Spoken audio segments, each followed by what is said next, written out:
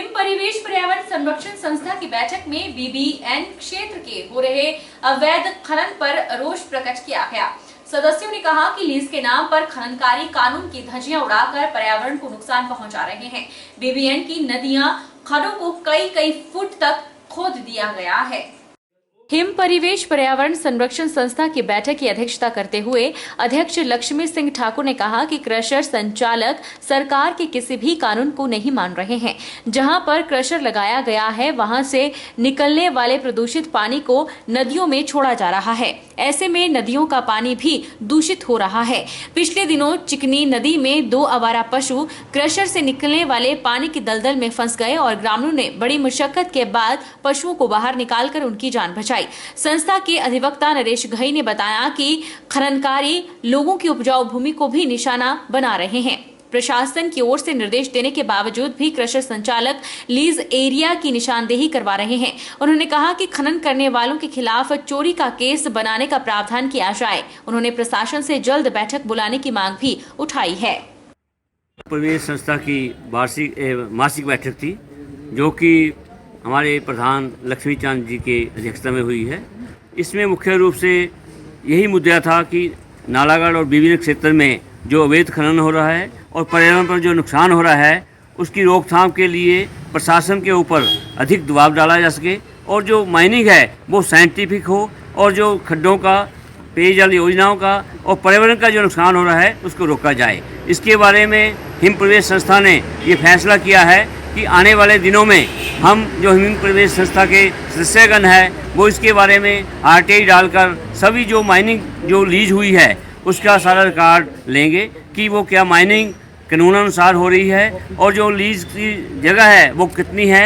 अगर उस पर अवहेलना पाई जाती है तो उसके खिलाफ जो एनजीटी और Himachal high court, honourable high court में भी जाने की संस्था प्रयास करेगी। हिम परिवेश संस्था के लोगों का एक प्रतिनिधिमंडल मिला था तो उन्होंने जो माइनिंग की जो गतिविधियां है उसके संबंध में अपनी मांगे और मीटिंग बुलाने के लिए जो हिम परिवेश के साथ मीटिंग हमारी होती है तो उसके लिए मांग रखी है। तो उस समय उनके प्रतिवेदन को सुना गया और शीघ्र ही जो चूँकि इलेक्शन के कारण मीटिंग नहीं बुला पाए थे तो आगामी इस जनवरी महीने में ही मीटिंग का जो है कॉल कर ली गई है और वहीं पर हम इनके विभिन्न विभागों के साथ इश्यूज जो है डिस्कस करेंगे। हमने खुद उसी दिन मौके पे विजिट किया था, वहाँ माइनिंग विभाग के साथ हमने कार्रवाई की।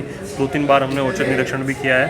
साथ ही डिफरेंट डिपार्टमेंट्स को भी हम पत्र लिखकर भेज रहे हैं वहाँ ताकि कार्रवाई इस पर की जा सके और इसमें हम जहाँ तक हो सकता है रात्रि को और ओड हाउस में हम लोग औचक निरीक्षण कर रहे हैं ताकि अवैध गतिविधियों पर लगाम लगाया जा सके। बरमाणा में एसीसी सीमेंट कारखाना प्रबंधन एवं ट्रक ऑपरेटरों के बीच माल भाड़े को चल रहा गतिरोध 21 दिन के बाद भी नहीं सुलझ पाया है।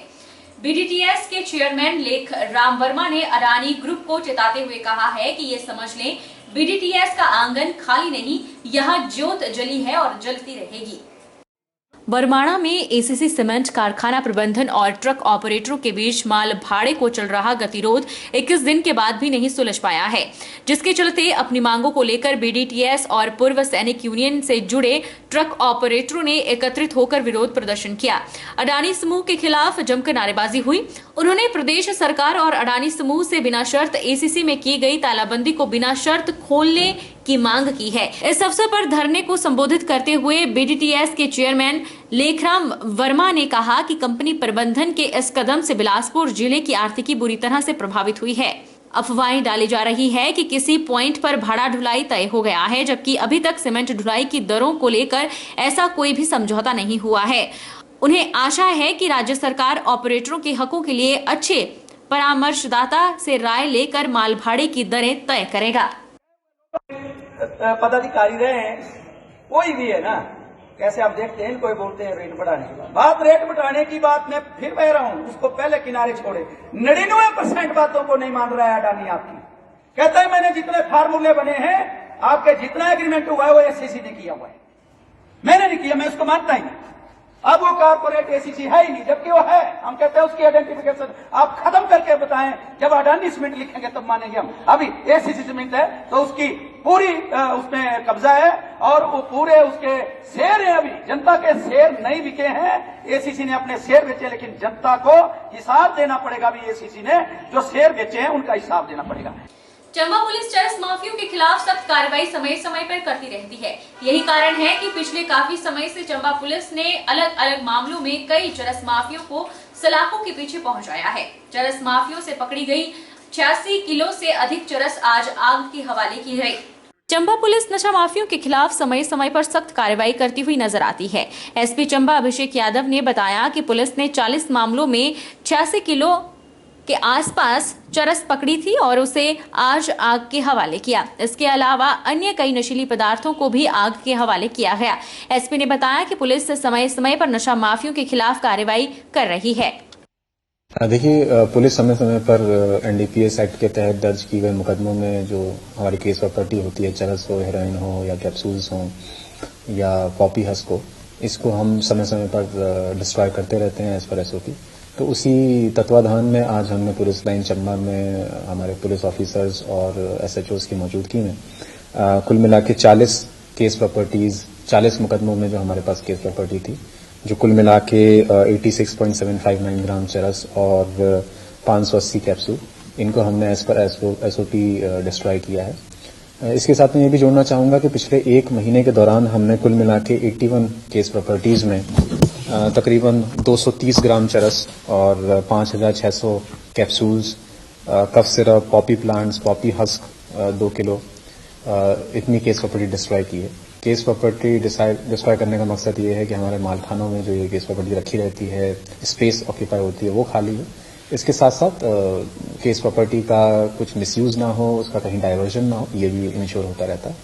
तो आज ये काम किया गया और इसके साथ ही आगे भी समय समय पर ऐसी केस प्रॉपर्टी जिसमें अब कोई भी प्रोसीजर पेंडिंग नहीं है, जो कि अंडर ट्रायल नहीं है और जिनमें कोई अपील पेंडिंग नहीं है, उनको समय समय पर डिस्ट्रॉय किया जाए। नववर्ष मेले में जहां पर 2 लाख से ज्यादा श्रद्धालुओं ने माता नैना देवी के दर्शन किए और अपने नववर्ष का शुभारंभ किया, वहीं पर मां के दरबार में श्रद्धालुओं ने दिल खोलकर चढ़ावा भी चढ़ाया।